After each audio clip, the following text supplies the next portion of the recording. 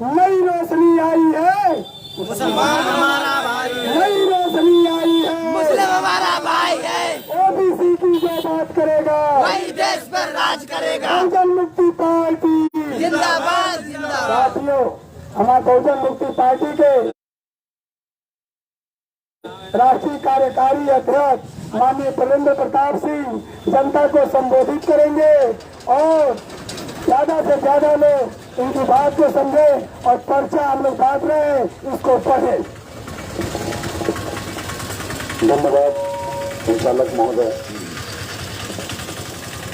साथियों, ये बहुजन मुक्ति पार्टी की प्रदेश स्तरीय परिवर्तन यात्रा आज आपके मलसी बाजार में मैनुद्दीनपुर चौराहे पर पहुंची हुई है। देवरिया जिले की पथरदेवा विधानसभा के अंतर्गत ये मलसी चौराहा आता है। इस प्रदेश व्यापी परिवर्तन यात्रा की शुरुआत हम लोगों ने वाराणसी जिले के सारनाथ से 8 जुलाई को की और सारनाथ से बनारस की 8 विधानसभाओं में समाज को जागृत करते हुए हम लोग चंदौली पहुंचे। चंदौली से सोनभद्र की सभी विधानसभाओं के अंदर में बहुजन समाज को जगाते हुए हम लोग मिर्जापुर आए। मिर्जापुर से भदोही के बाद में हम लोग जौनपुर में प्रवेश किए। जौनपुर से आजमगढ़ से मऊ के बाद हम लोग गाजीपुर पहुंचे।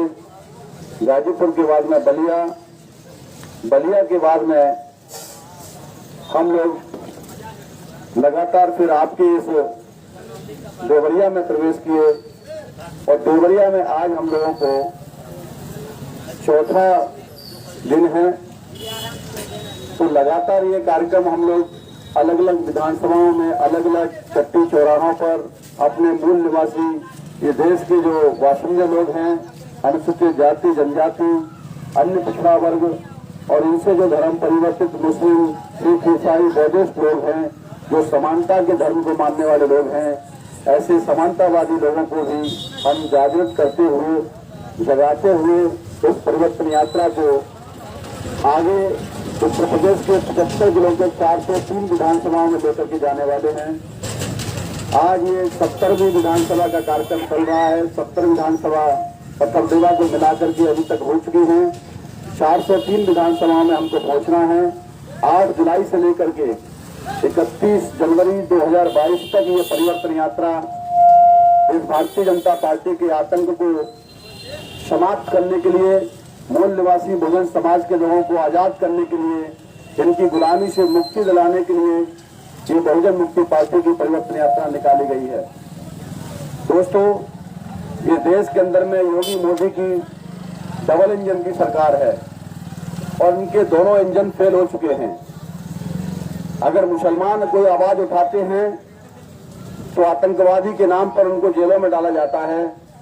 अनुसूचित जाति के लोग अगर अपनी आवाज उठाते हैं तो उन लोगों को राष्ट्रद्रोह का मुकदमा दायर करने के बाद जेल में भेजा जाता है। इसके अलावा पिछड़ी जाति के लोगों की आज तक गिनती ही नहीं हुई है। जानवर से बदतर जिंदगी और कोई जी रहा है तो वो उसी समाज के लोग हैं।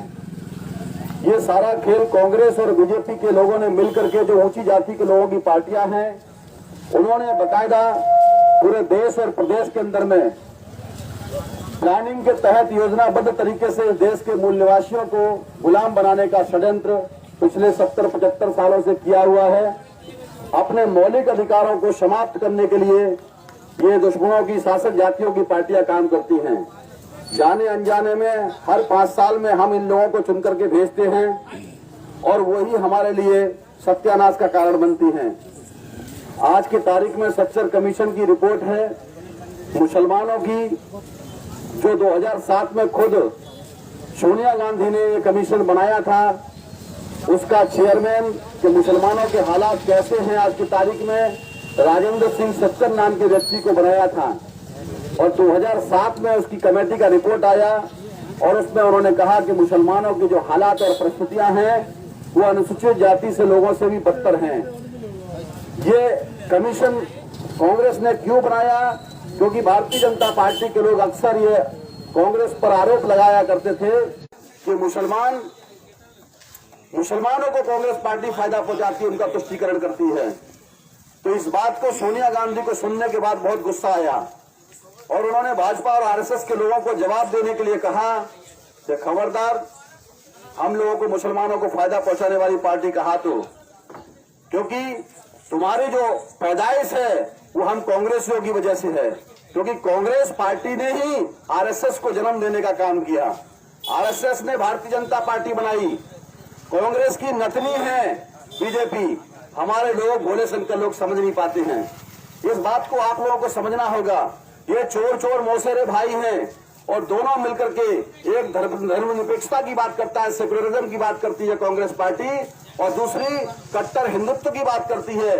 हिंदुत्व के नाम पर भारतीय जनता पार्टी तमाम मुस्लिम समाज के लोगों के साथ साथ में और दूसरी दीगर माइनॉरिटीज के अंदर में भय पैदा करने का काम करती है और उस भय का दोहन करने का काम कांग्रेस पार्टी करती है। एक पार्टी भय पैदा करती है, दूसरी उस भय को दोहन करने का काम करती है। हिंदुत्व के नाम पर तमाम जो गैर मुस्लिम लोग हैं, अनुसूचित जाति के लोग हैं, अनुसूचित जनजाति के लोग हैं, आदिवासी लोग हैं, पिछड़ी जाति के लोग हैं, जिनकी तादाद भारत में सबसे ज्यादा है। 1931 के आंकड़े के हिसाब से 52% उनकी संख्या अंग्रेजों ने गिन करके बताई थी। ऐसे तमाम पिछड़ी जाति के ओबीसी समाज के लोगों को, जो मुस्लिम नहीं है, गैर मुस्लिम है, उनको ये शासक जाति के 3.5% के लोग, ये लोग कहते हैं ये लोग हिंदू हैं।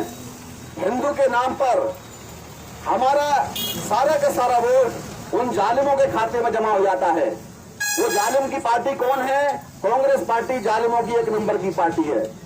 दूसरे नंबर की जालिम की पार्टी भारतीय जनता पार्टी है, जो कट्टर हिंदुत्व की बात करती है। वो लोग हमारे समाज के लोगों को हिंदू और मुसलमान के नाम पर आपस में लड़ाने का काम करते हैं, झगड़े और फसाद कराने का काम किया। 57 साल तक कांग्रेस का शासन रहा। 57 साल के अंदर में 65,000 दंगे फसादात कराने का काम किसी और ने नहीं किया, बल्कि कांग्रेस पार्टी ने किया। आज की तारीख में वो दंगे फसादात पर आज की तारीख में रोक लगी हुई है। बीजेपी चाहती है दंगा कराना, मगर हो नहीं पा रहा है, क्योंकि बहुजन मुक्ति पार्टी आज मैदान में आ गई है। सभी के अंदर में भाईचारा, प्यार, मोहब्बत की बात करती है। इन तमाम जो पिछड़े दबे कुचले लोगों की आवाज बन करके इन भारतीय जनता पार्टी के लोगों को हम लोग उनसे दो हाथ करने के लिए तैयार है। ये विचारधारा की लड़ाई है दोस्तों। साथियों, आज हर आदमी परेशान है। ये डबल इंजन की सरकारें फेल हो गई हैं। किस तरीके से मुसलमानों को टारगेट किया जाता है आपने देखा। कोरोना फैलाने के नाम पर मुसलमानों को तमाम तरीके से पूरे देश भर में, प्रदेश भर में टारगेट किया गया, और वही कुंभ के नाम पर नंगा नाच कराने का काम ये भारतीय जनता पार्टी की सरकार करती है। हरिद्वार के अंदर में वो कोरोना फैलाने में सबसे ज्यादा भारत सरकार का हाथ है, कोई और का नहीं है दोस्तों। टंके की चोट पर हम लोग ये बात कहते हैं। योगी और मोदी आज की तारीख में वो दंगे फसादात फिर से कराना चाहते हैं। जब भी किसी को अगर फसाद करवाना हो, किसी मुसलमान को पकड़ते हैं और पकड़ने के बाद कहते हैं इसके पीछे बम पटकने का काम खुद ही करते हैं। मैं दावे के साथ कहता हूं इस बात को, जितने भी बम ब्लास्ट हुए वो मुसलमानों ने नहीं किए हैं, बल्कि नाम के साथ में कर्नल पुरोहित, प्रज्ञा ठाकुर, ऐसे तमाम लोगों के ऊपर में आरोप पत्र दाखिल हुए, चार्जशीट लगी। आज वे भारतीय जनता पार्टी ने सबको बरी करने का काम किया है। ऐसे तमाम लोगों ने, असीमानंद नाम का जो व्यक्ति है, बहुत सारे लोगों की लिस्ट जारी हुई, बकायदा उनके ऊपर में चार्जशीट दाखिल हुई, और आज उनको सबको बरी करने का काम ये बीजेपी के गुंडों की सरकार कर रही है। साथियों, समाजवादी पार्टी और बहुजन समाज पार्टी भी आज की तारीख में इनसे मुकाबला करने की औकात नहीं है उन लोगों की, क्योंकि भारतीय जनता पार्टी के विरोध में आप लोगों ने समाजवादी पार्टी के पंचायत चुनाव में प्रत्याशियों को जितवाने का काम किया। इसी तरीके से बहुजन समाज पार्टी के लोगों को जितवाने का काम किया। ये लोग अपने जुड़े हुए प्रत्याशियों तक को भी नहीं बचा पाए, उनकी हिफाजत नहीं कर पाए। आप लोग इनसे क्या उम्मीद कर सकते हो? 2017 के अंदर में केशव प्रसाद मौर्य का पिछड़ी जाति के व्यक्ति का चेहरा दिखा करके भारतीय जनता पार्टी ने चुनाव लड़ा। ओबीसी मौर्य कुशवाहों ने, कोयरी लोगों ने, तमाम लोगों ने सोचा चलो पिछड़ी जाति का आदमी मुख्यमंत्री बनेगा, मगर भारतीय जनता पार्टी के लोगों ने उनका केवल इस्तेमाल किया। चुनाव जीतने के बाद में योगी आदित्यनाथ जी को, जो ठाकुर जाति से हैं, उनको मुख्यमंत्री बनाया, मगर पिछड़ी जाति के नाम पर वोट लेने का काम किया। पिछड़ी जाति के लोगों के साथ में धोखाधड़ी की बीजेपी के लोगों ने। अभी 28 मंत्रियों को केंद्र के अंदर में मंत्री बनाने का घोषणा नरेंद्र मोदी जी ने किया। वो 28 मंत्रियों में अनुप्रिया पटेल भी शामिल हैं। अनुप्रिया पटेल जी के पिताजी को किस तरीके से उन्होंने अपमानित करने का काम किया, सोनीलाल पटेल जी को आज भी अपमानित करने का काम कर रहे हैं। प्रतापगढ़ में डॉक्टर सोनीलाल पटेल के नाम से जो यूनिवर्सिटी है, उसका नाम बदल करके तमाम ऊंची जाति के लोगों के नाम पर रखने की बात करते हैं। मगर दोस्तों, मैं बताना चाहता हूं, केवल नाम बदलने से काम नहीं बदल जाता, सत्यानाश का कारण बन रहा है। आप हमारे महापुरुषों के, पिछड़ी जाति के लोगों के साथ में धोखाधड़ी करने का काम कर रहे हो। ओबीसी के लोगों की जनगणना नहीं होने दे रही है कांग्रेस बीजेपी के लोग, उन्होंने नहीं होने दी। आज भारतीय जनता पार्टी जनगणना पर रोक लगा रही है। 314 IAS किए हुए बच्चों को आज तक भारतीय जनता पार्टी की सरकार, नरेंद्र मोदी की सरकार ज्वाइनिंग लेटर नहीं दे रही है। पिछड़ों के साथ में धोखाधड़ी किया। वोट लेने के लिए पिछड़े जाति के लोग याद आते हैं, उनको हिंदू बनाया जाता है, और वोट सरकार बनाने के बाद में फिर कोई हिंदू नहीं है। किसान पिछले 9 महीने से सड़कों पे आंदोलन कर रहे हैं। अन्नदाता के विरोध में 3 काले कानून पास करने का काम ये बीजेपी की सरकार ने किया। किसान आंदोलन कर रहे हैं। किसान भी हिंदू हैं और सरकार भी हिंदुओं की है, तो एक हिंदू दूसरे हिंदू के ऊपर में अत्याचार क्यों कर रहा है? साथियों, ये सवाल की बात है, क्योंकि वो बहुसंख्यक लोगों को कुछ देना नहीं चाहते हैं। विदेशी कंपनियों को, तमाम देश के खजाने को लुटवा कर भेजने का काम कर रहे हैं। जनधन योजना के नाम पर आप लोगों से खाता खुलवाने का काम किया नरेंद्र मोदी जी ने, और कहा भाइयों बहनों, विदेश से काला धन वापस आएगा, आपके खाते में 15-15 लाख रुपए आ सकता है। मैं पूछना चाहता हूँ, इस मलसी चौराहे पर, इस पथरदेवा विधानसभा के अंदर में आप बताइए, इस यहाँ पर जो जनसभा में लोग उपस्थित हैं, कितने लोगों के खाते में 15 लाख आया? मैं ढूंढ रहा हूँ, मैं 403 विधानसभा में निकला हुआ इसी काम के लिए। कोई व्यक्ति मुझे मिले जिसके खाते में 15 लाख आया होगा? ये जुमलेबाज लोग समाज को गुमराह करने का काम करते हैं और चुनाव जीतने के बाद में बड़े बड़े सपने दिखाते हैं, फिर समाज के लिए कुछ भी नहीं करते हैं, धोखाधड़ी करते हैं लोग। आज अगर शिक्षा की बात की जाए, शिक्षा पूरी तरीके से चौपट कर दी है। लॉकडाउन लगा करके करोड़ों लोगों की जिंदगियां बर्बाद करने का काम ये बीजेपी की सरकार ने किया है। आप घरों में बैठे रहे, ताला मार करके, और ये लोग सारे बाजार को सबको बंद कर दिए। और क्या किया? केवल 5 किलो अनाज हमारे लोगों को पहुंचाया। 5 किलो अनाज में क्या अपने बच्चों को पढ़ा लोगे, खाओगे, या फिर आप अपने बेटा बेटे की शादी करोगे? आप लोगों की जिंदगी बर्बाद करने का काम इन सरकारों ने किया है। इस बीजेपी की सरकार के अंदर में बहुत बड़ी बड़ी बातें की जाती है, कहा जाता है विकास हो रहा है। मैं पिछले 4 दिन से आपके देवरिया में घूम रहा हूँ, इनके विनाश को देख रहा हूँ। ये बात विकास की करते हैं, सबका साथ सबका विकास की बात करते हैं, सबका साथ की बात करते हैं, मगर सत्यानाश करने का काम कर रहे हैं। लॉ एंड ऑर्डर बिल्कुल नहीं है भारत उत्तर प्रदेश के अंदर में। लॉ एंड ऑर्डर के नाम पर महिलाएं सुरक्षित नहीं है। महिलाओं की इज्जत आबरू के साथ में प्रतिदिन चौराहों पर खिलवाड़ हो रहा है।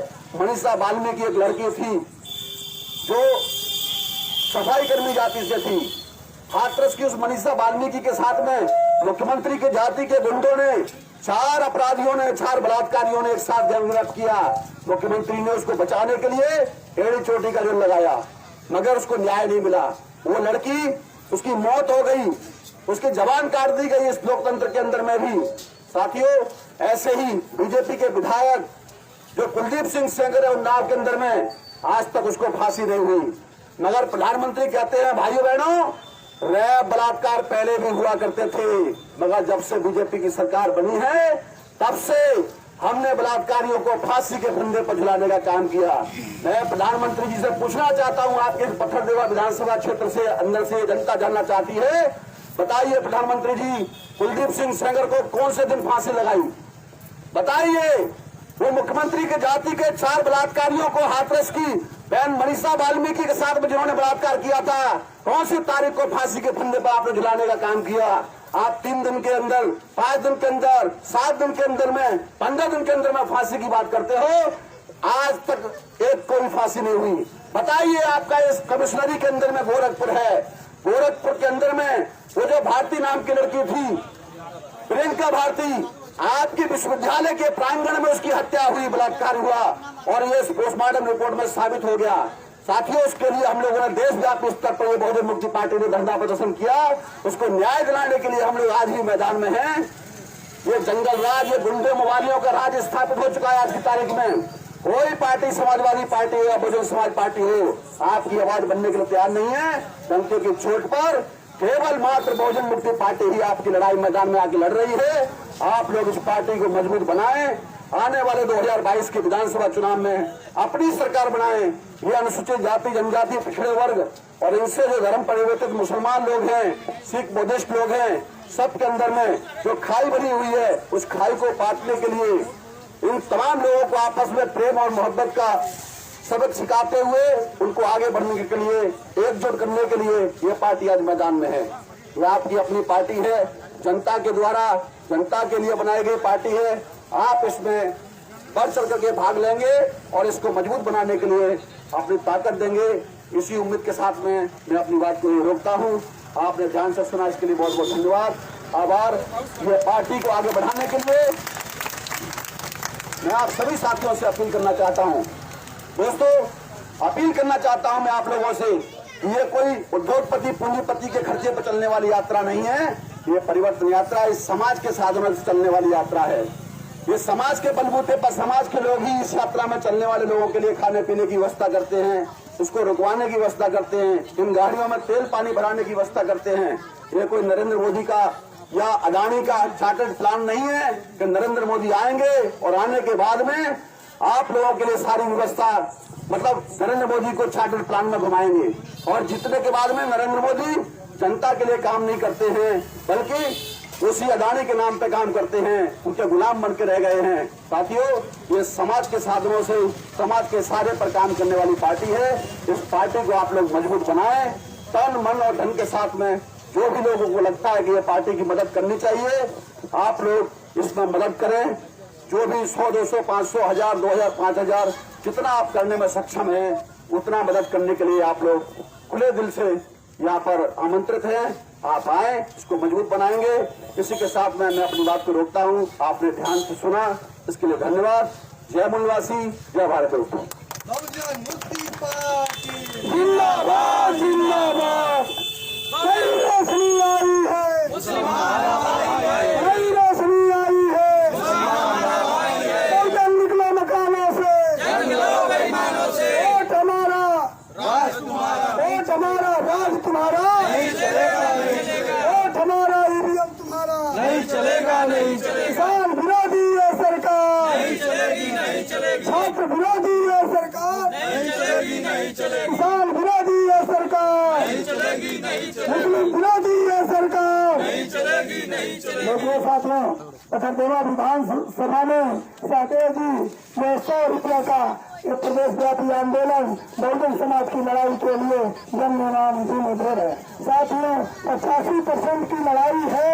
अगर 1 रुपया, 2 रुपया, 5 रुपया भी इस तीसरी आजादी की लड़ाई में अगर सहयोग देते हैं, कंधा से कंधा मिलाते हैं, तो साथियों देखिए आगे राजेश कुमार गौतम जी 100 रुपये का जन निर्माण निधि दे रहे हैं। 85% लोगों का है, SC ST का है, OBC का है, माइनॉरिटी का है। इस पार्टी में कोई ठाकुर, ब्राह्मण और धनिया इसमें एंट्री नहीं लेता है। इसमें सिर्फ 85% के लोग एक साथ लड़ रहे हैं। साथियों, निवेदन है, आपके घर घर की पार्टी है, आपके बहुजन समाज का पार्टी है, ये भारत के मूल निवासियों का पार्टी है। तो साथियों, एक हो जाओ, अपना अधिकार छीनो। यानी नई रोशनी आई है, नई रोशनी आई है। बहुजन मुक्ति पार्टी जिंदाबाद, जिंदाबाद। बहुजन निकलो मकानों से, बेईमानों से। योगी मोदी का खेल, सत्ताधारी महंगा तेल। योगी मोदी का खेल, सत्ताधारी महंगा तेल। योगी मोदी तेरा कब्र खुदेगा, आज नहीं तो कल खुदेगा, योगी मोदी तेरा कब्र खुदेगा, आज नहीं तो कल खुदेगा। साथियों, बहुजन मुक्ति पार्टी जिंदाबाद, जिंदाबाद। माननीय प्रेम प्रताप सिंह संघर्ष करो, हम आपके साथ हैं, माननीय अमित सेठ जी संघर्ष करो, हम आपके साथ हैं, माननीय किरण चौधरी जी संघर्ष करो,